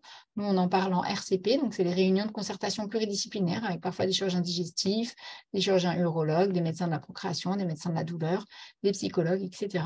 Et on va tous s'harmoniser sur la prise en charge qui est recommandée le mieux pour la patiente au long terme. D'accord ? Parce que des fois, une chirurgie one-shot, c'est intéressant, mais finalement, au long terme, ça ne l'est plus. Donc, prise en charge de la douleur, on l'a vu dans le diagnostic, je ne reviens pas dessus. Obstructive, donc c'est quand vraiment l'organe est mis en danger, c'est-à-dire qu'on risque l'occlusion, on risque la dégénérescence du rein, ou des fois dans certains cas de fertilité, non pas dans tous les cas, endométriose et fertilité. Je vous passe peut-être les photos qui ne sont pas pour tout le monde. Et donc, on va peut-être tout répondre aux questions. Exactement, je ne vous détaille pas toutes les techniques. Oui, je pense que la chirurgie... Un dernier point, c'est que normalement, ça s'éteint à la ménopause, l'endométriose. Je dis bien normalement, puisqu'on n'a plus de fonctionnement ovarien.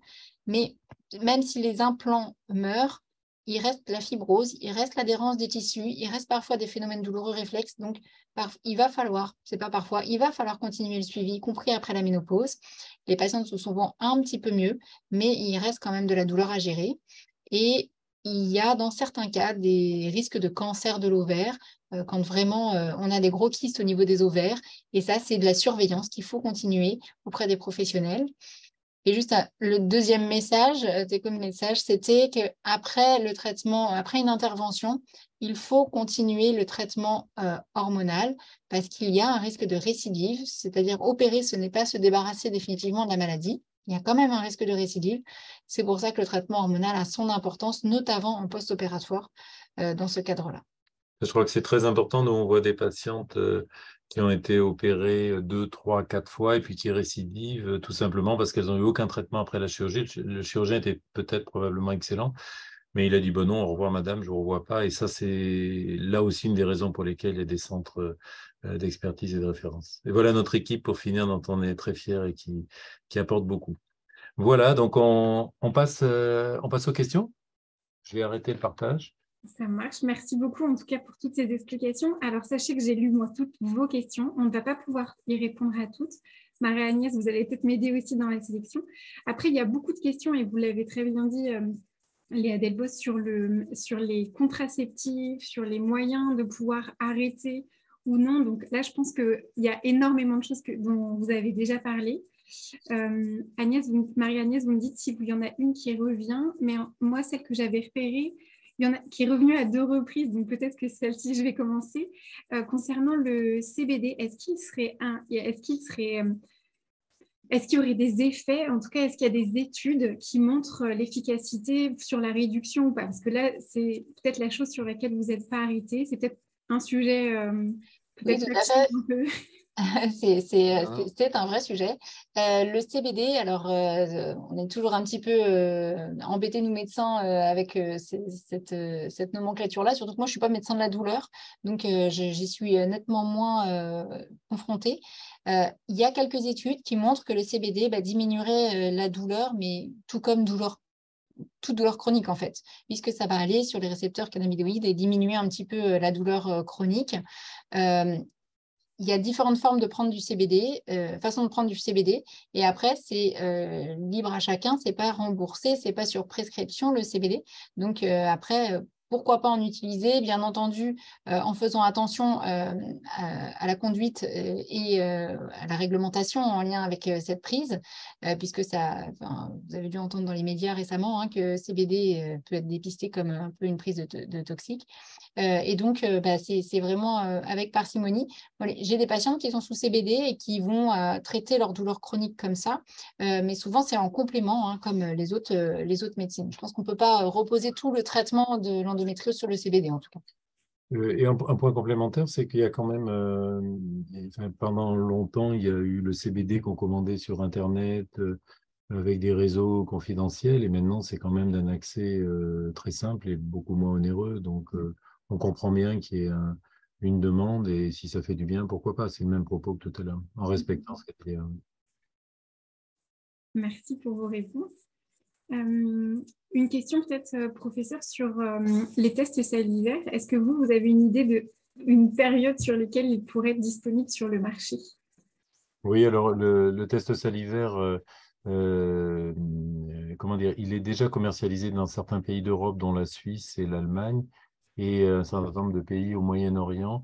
Nous, les experts français, on a insisté sur le fait que nous voulions que le test soit remboursé en France avant sa diffusion pour éviter de créer une inégalité sociétale. On espère, j'ai pas d'informations. Si je l'avais, je vous promets que je vous la donnerai, mais on espère que ce sera le cas en 2023, vu cette publication récente. Et on travaille beaucoup sur la prochaine, sur l'étude des 1000 patientes. Donc, c'est difficile de vous donner une date, mais on y travaille. Et les pouvoirs publics sont très conscients. Ils ont eux-mêmes des grilles, des normes. Enfin, c'est quelque chose de très important. Moi, je veux juste dire que si le test est remboursé, je veux bien insister sur 2 points. Le premier, ce qu'on l'a pas dit dans les diapositives, c'est que c'est pas un test de dépistage, c'est pas du screening, c'est un test de diagnostic. Il n'est pas question de dire, parce que ça serait contre-productif. Ma cousine, j'ai 18 ans, ma cousine s'est vue diagnostiquer de l'endométriose. Moi, je me plains de rien, j'ai pas mal au ventre, mais je vais quand même vérifier. Alors ça, c'est une catastrophe parce que, imaginons que cette jeune femme de 18 ans soit positive alors qu'elle n'a rien, ben, il y a des chances qu'elle ait quelque chose, du coup, et que ça soit très compliqué. Donc, pas un test diagnostic, pas un test de dépistage, excusez-moi pour le lapsus, un test diagnostic prescrit par un médecin et dont les résultats sont donnés par un médecin. Donc, c'est pas un test de grossesse qu'on va acheter en pharmacie en disant, chérie, c'est super, je suis enceinte. C'est un test doit avoir un encadrement médical parce que j'allais dire, quelle que soit la réponse, positive ou négative, elle est lourde de conséquences et elle doit être accompagnée. Donc, c'est quelque chose de très, très, très important et vraiment, on va beaucoup insister là-dessus dans les étapes de diffusion du test dans notre pays parce que c'est quelque chose de fondamental. Voilà. Merci pour cette précision. Il nous reste 3 minutes, donc on a peut-être encore 2 questions. Une qui est peut-être importante sur comment trouver des professionnels dans notre secteur, là où on habite, un annuaire qui pourrait exister. Je sais que l'association, justement, Endomain pourrait répondre. Agnès, Marie-Agnès, peut-être. Agnès va répondre. Alors, en fait, aujourd'hui, comment trouver un professionnel à proximité? Dès que les filières de soins auront fait leur travail de maillage du territoire, vous aurez normalement accès à un annuaire de professionnels sensibilisés, formés à l'endométriose, des professionnels de ville. Après, aujourd'hui, je pense qu'au niveau des associations de patientes, vous avez déjà des professionnels qui sont peut-être recommandés ou pas des annuaires, parce que nous, on n'est pas trop habilités pour ça, mais potentiellement, on a quand même des noms sur le territoire. Mais le mieux, et c'est ce sur quoi nous travaillons et pourquoi nous travaillons, c'est que les filières de soins puissent établir, parce que tous les centres experts sont constitués d'experts. Donc, ils savent qui savent former, qui savent transmettre et qui sont censés le faire donc auprès des médecins et des sages-femmes, des infirmières, en gros de toutes ces professions de ville, afin que ces personnes-là soient en capacité de diagnostiquer et de suivre les endométrioses simples ou de pouvoir passer le dossier à des gens qui sont en capacité de le faire. Mais avec la mise en place des filières de soins, normalement, de trouver un professionnel, ça devrait être beaucoup plus simple. Mais si vraiment quelqu'un cherche, demandez aux associations de patientes. Parce qu'aujourd'hui, on est le canal de diffusion le plus safe en termes de professionnels concernant l'endométriose. Et après, ça sera les filières de soins, je pense. Tout à fait d'accord, hein. Je crois que c'est le sens même de cette réorganisation. Et moi, je veux redire, hein, Léa l'a dit tout à l'heure, mais je veux redire le rôle fondamental que vous jouez dans ce maillage de soins. Non, réellement, c'est pas par politesse ou par complaisance, c'est fondamental. Donc, merci encore de cet énorme travail qui est un travail de bénévole, de volontaire et qui est remarquable. Oui, merci beaucoup. Mais après, c'est nécessaire. On est quand même très nombreuses. Oui, non, bien sûr, vous êtes à la fois concernés et motivés, mais néanmoins, bravo. Ben, merci. Merci aux professionnels comme vous d'œuvrer aussi à nos côtés parce que c'est aussi important. Si on n'avait pas de professionnels comme vous, on n'aurait pas non plus de voix. Donc, je pense que c'est une bonne alliance qui est en train de planter des graines un peu partout. Ça commence un peu à fleurir et puis on va continuer à arroser tout ça. Et je pense que voilà, dans la collaboration positive et active, on peut faire des belles choses. Donc, je trouve qu'on est en train de faire des belles choses. Donc, on croise les doigts pour que ça continue. En tout cas, on est hyper motivés et plein d'espoir. Donc, voilà. Super. Merci beaucoup. Merci pour ces messages et je pense qu'on va devoir s'arrêter là. C'est vrai qu'il est 19h30. Je m'étais engagée à ce qu'on puisse s'arrêter dû aux obligations de vous tous. En tout cas, un grand merci encore à vous. Désolée pour toutes les questions auxquelles vous n'avez pas répondu. Après, j'ai vraiment parcouru beaucoup de vos questions. Il y en a nombreuses où j'imagine que vous avez des réponses. En tout cas, n'hésitez pas donc à faire appel aux associations de patientes. Peut-être pour rappeler, parce que j'ai vu que la question revenait, le professeur Descamps et Dr Delbos sont tous les deux au CHU d'Angers. Donc voilà, nous, on parle d'Angers ce soir, on est en région Pays de Loire. Donc voilà, ils sont présents sur Angers. Merci, en tout cas, merci à vous de vous être connectés. Merci, j'imagine que ce temps a été éclaircissant pour vous. Voilà, merci beaucoup à vous tous les trois et puis au plaisir de continuer à informer largement sur ce sujet. Merci. Et si je peux juste ajouter un dernier, excusez-moi Marie-Agnès, pardon, un dernier commentaire, vous l'avez dit au début, mais peut-être tout le monde n'était pas connecté, il y aura un replay de cette émission. Et puis on peut aussi répondre à des questions par mail, à la fois Marie-Agnès, Léa ou moi, si vous nous les forwardez. Donc voilà, n'hésitez pas, on sera absolument ravis de le faire. Merci en tout cas d'avoir regardé. Merci, bonne soirée à tous. Au revoir. Bonne soirée. Merci beaucoup.